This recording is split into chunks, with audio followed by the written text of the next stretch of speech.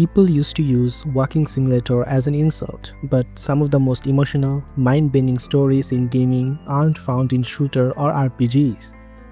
They are found right here. If you ever wanted to just get lost in another world, these are 5 games you need to play. And stick around for the end because there are one hidden gem set in a massive bunker that almost no one talks about. What if your only connection to another human being was a voice on radio? That's the feeling Firewatch builds almost immediately.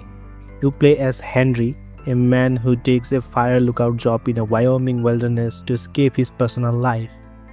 At first, it feels peaceful, almost therapeutic. Just forests, silence, and conversation with Delilah, the woman in another tower. But slowly, that peaceful isolation turns into paranoia, mystery, and tension. And visually, the game still looks stunning with an art style inspired classic national park posters. What happens when narrator starts arguing with you? The Stanley parable begins like a normal office mystery. Stanley arrives at work and suddenly everyone is gone. Then the narrator starts describing every move you are supposed to make. And the moment you disobey him, the game becomes something completely different.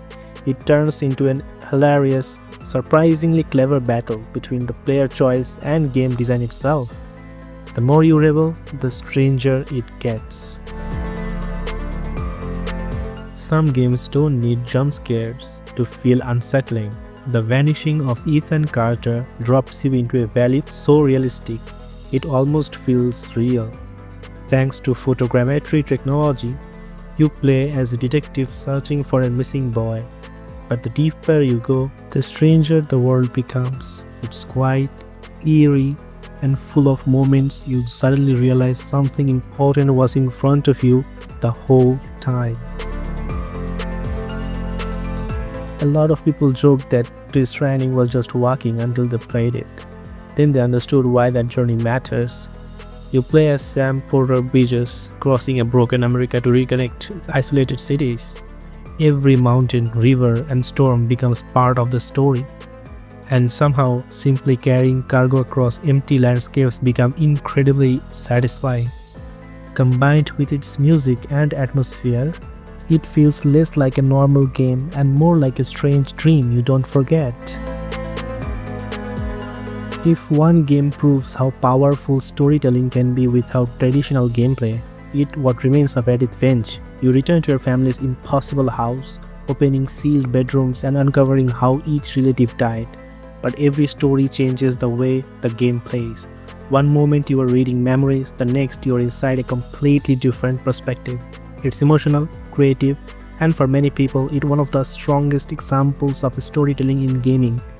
For me, this one hits the hardest. And here's the hidden one almost nobody talks about: Paradise Lost. Imagine an alternate history where World War II lasted 20 more years and ended in a nuclear winter. You play as a 12-year-old boy exploring a massive, abandoned bunker hidden beneath the Polish wasteland. A girl speaks to you through the intercom, and little by little, the bunker reveals a disturbing alternate history. If you like atmosphere, mystery, and what-if worlds, the one deserves far more attention.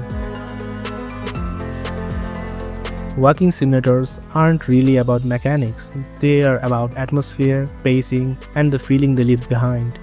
Which one would you start with first? Or is there one I should have added? And Stinky Pizza, and I'll see you in the next one.